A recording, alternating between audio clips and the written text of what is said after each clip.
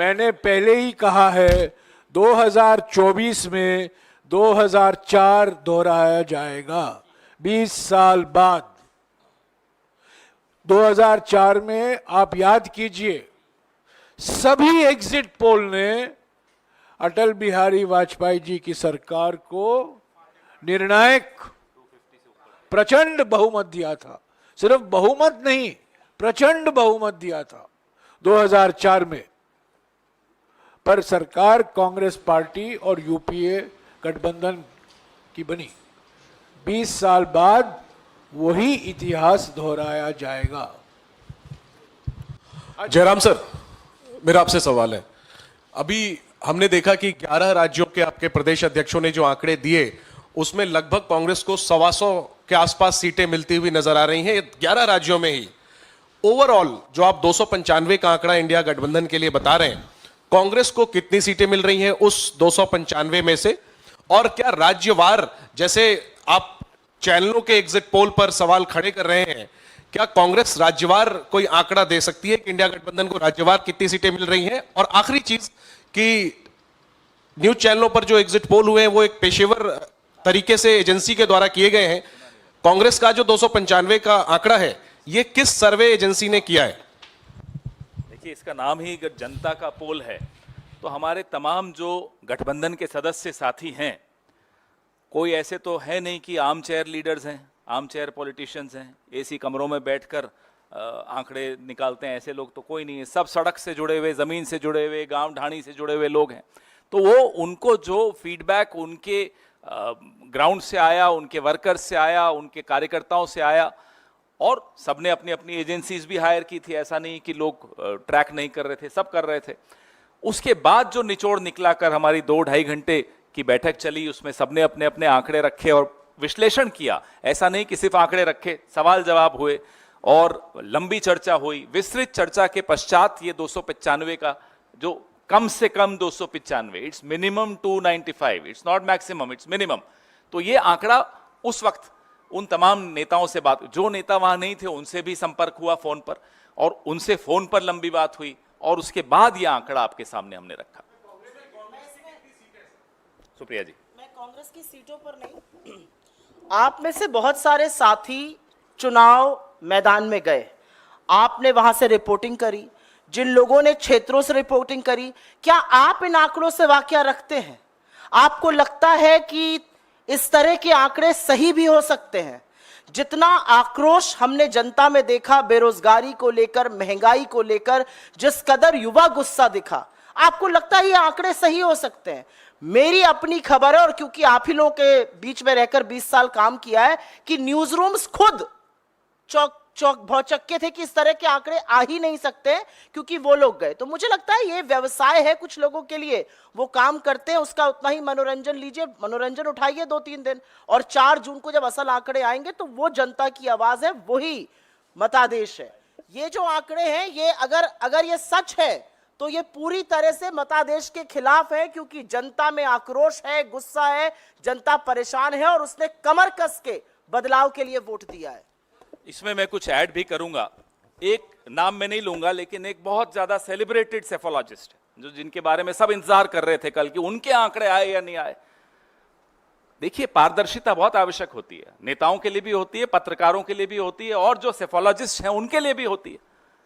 वो दरअसल काम भारतीय जनता पार्टी के लिए करते हैं, उनके पेरोल्स पर हैं, उनसे पैसे लेकर काम करते हैं, और पहला आंकड़ा उन्हीं को, जो भी उनकी फाइंडिंग होती है, पहले अमित शाह जी और पीयूष गोयल जी के सामने रखते हैं।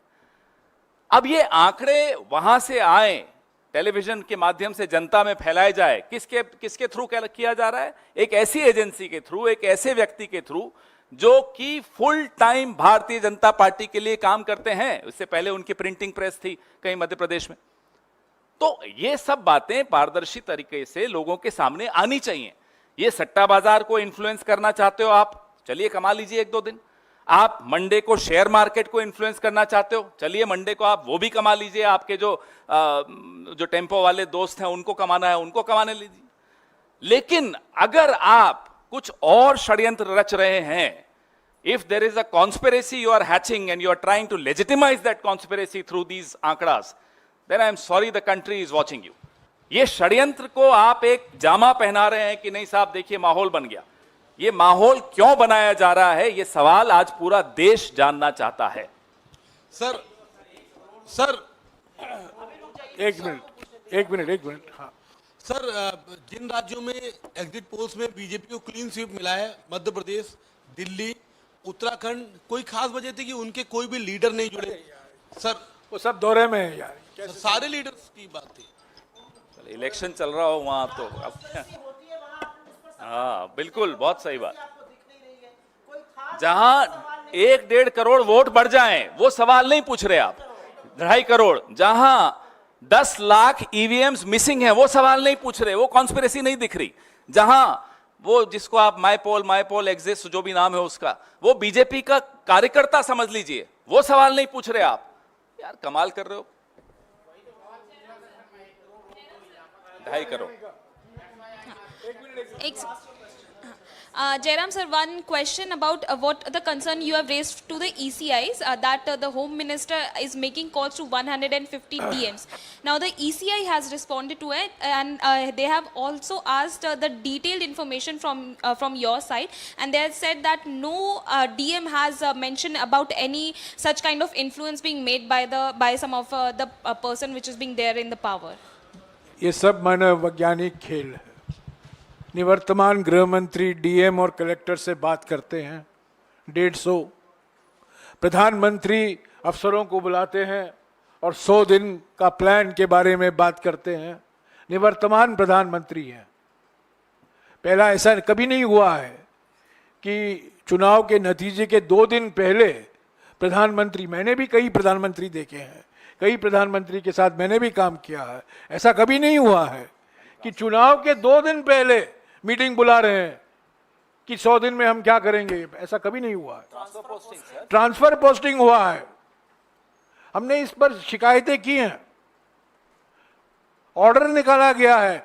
ट्रांसफर पोस्टिंग, कंपनियों को ठेका दिया गया है, नीति जो नीतियां हैं उसमें बदलाव लाया गया है, सब हमने इलेक्शन कमीशन के संज्ञान में लाया है, उनको जानकारी दी है। 117 शिकायतें हमने की है। तो ये सब धमकी की एक रणनीति है इनकी, एक डर फैला रहे हैं, एक मनोवैज्ञानिक खेल खेला जा रहा है कि हम सत्ता में वापस आ रहे हैं। तो 4 तारीख को निष्पक्ष तरीके से काउंटिंग होना जरूरी है।